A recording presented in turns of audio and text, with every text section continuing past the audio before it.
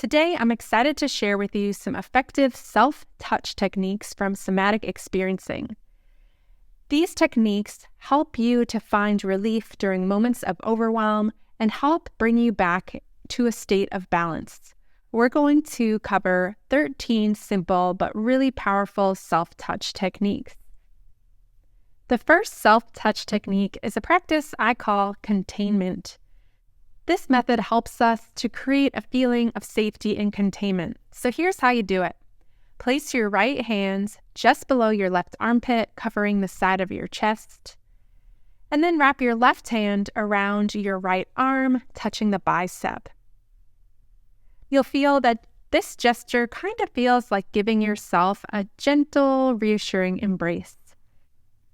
As you hold this position, take a few deep breaths and focus on the sensations you notice in your body. You might notice some warmth. You might notice a sense of containment. You might notice some feelings of comfort. Taking some time with this and noticing what sensations arise and really savor the feeling of comfort and containment. Technique number 2 is the butterfly hug. For the butterfly hug, cross your arms over your chest so that your fingertips rest lightly on your shoulders or upper arms. Then you'll alternately tap your shoulders or arms with your fingers as if a butterfly is flapping its wings. This bilateral stimulation can help integrate emotional experiences and overwhelm in a calming way. Technique number 3, placing one hand on your heart and the other on your belly. You're going to place one hand gently over your heart and the other hand on your belly just below the rib cage. Breathe deeply and slowly, allowing your hands to rise and fall with each breath. Notice the warmth of your hands resting on your body and feeling your breath beneath your hands rising and falling. As you do this practice, concentrate on the sensations under each hand. You might notice the hand on your heart evokes feelings of compassion and calm, while the hand on your belly brings awareness to your core, perhaps bringing a sense of stabilization. Technique number 4, palm pressing. So this again is pretty simple. Just bring your palms together in front of your chest, similar to a prayer position. If it feels nice, you might gently bow the head. And then as you gently press your hands against each other, feeling the pressure and the warmth between your hands, press a little firmer and then release slightly, and then press again. And you might also experiment with noticing your breath and synchronizing your breath with the pressing and releasing of your hands. Technique number 5, hands on adrenals. This technique focuses on soothing your adrenal glands, which are critical in the body's response to stress. When we don't feel safe, it's the adrenal glands that go into action. So you're just going to reach behind your back and place your hands flat against your lower back, just above your kidneys where the adrenal glands are located. Breathe deeply and slowly, letting the breath expand your lower back. Just allowing your adrenals to take in as much support as they want or need right now.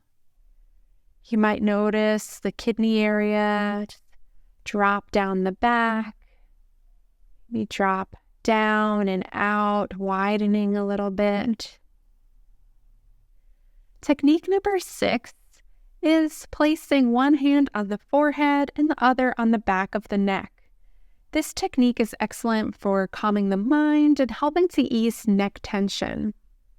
So again, it is just what it sounds like. You're going to place one hand on your forehead and the other on the back of your neck. And allow the calming effects of this self-touch to penetrate your thoughts and your neck muscles, feeling the release of tension in your neck and the quieting of your mind.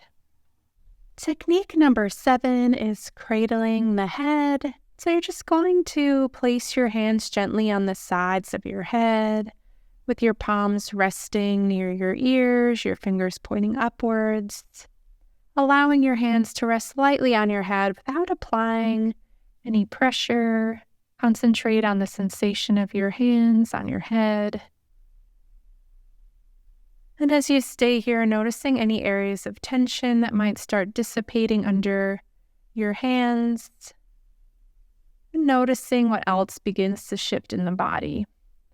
Technique number 8 is placing one hand on the forehead and one on the heart. This technique helps to bridge the cognitive and emotional awareness in our body, helping to bring balance between the mind and the heart. Placing one hand gently on your forehead, the other over your heart, feeling the warmth of your touch, and allowing the connection between these two areas to start bringing some harmony and alignment between your thoughts and your emotions.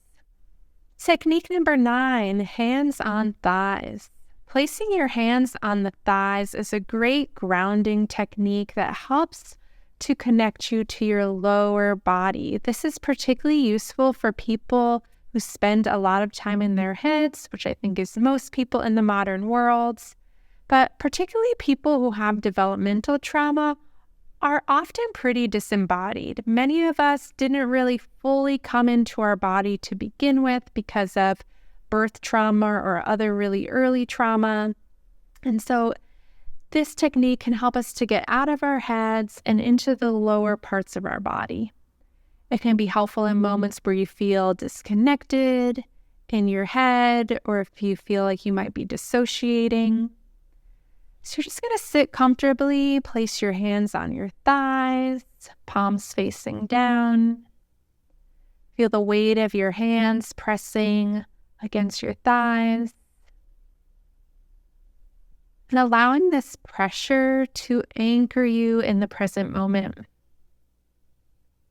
Taking some breaths and focusing on the sensations of your hands on your thighs and your legs touching your hands. Noticing what sensations arise. You might notice a sense of stability and support.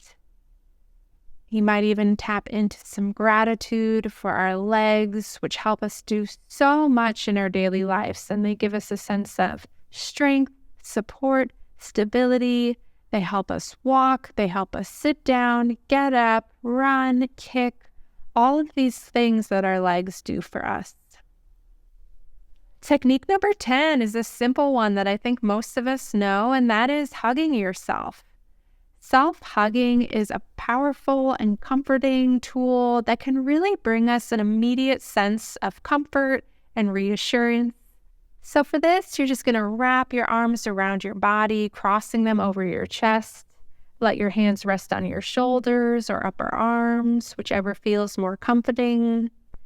You might gently squeeze your shoulders or your arms, adjusting the pressure to what feels just right for you. Technique number 11, bringing some self-touch to the pelvic bowl. You can do this sitting or lying down, placing your hands either on your low abdomen or maybe on your hip bones, allowing your hands to rest with gentle pressure, noticing the sensation of your hands on your body, closing your eyes if it feels okay. Focusing on the sensations under your hands, taking some breath, and sending the breath down to the pelvic bowl. Noticing where it seems to move easily, where maybe it seems to get stuck, and noticing if the breath starts to go more places as we stay with this practice for a few moments. Technique number 12, bringing awareness to the rib cage. So according to osteopathic medicine, we have 7 diaphragms within our body. And these 7 diaphragms are linked. So when we affect one diaphragm, it affects the rest of the diaphragms in the body. So for this technique, just gently placing your hands on the side of your rib cage. You can either place them directly on the side or have your fingers wrapping around the front a little bit if that feels better. You could even turn your hands and place your hands on the back of your rib cage if that's what your body's asking for.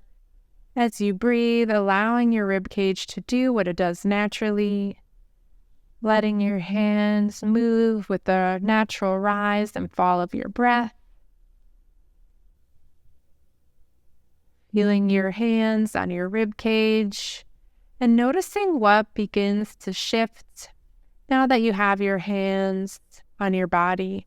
Might notice some tension releasing, not only in the rib cage, but in the other diaphragms of the body, like the jaw, the pelvic floor. Taking some time with this and really savoring the shifts. Relaxing the diaphragm is one of the quickest ways that we can actually shift our nervous system into a more parasympathetic state. Number 13, the jaw. We hold so much tension in our facial and jaw muscles, particularly for those of us who've experienced trauma and stress. So gently placing your hands on either side of your jaw, allowing your fingertips to rest lightly just below the ears, noticing what begins to shift. You might notice some tension melting away from your jaw and your face.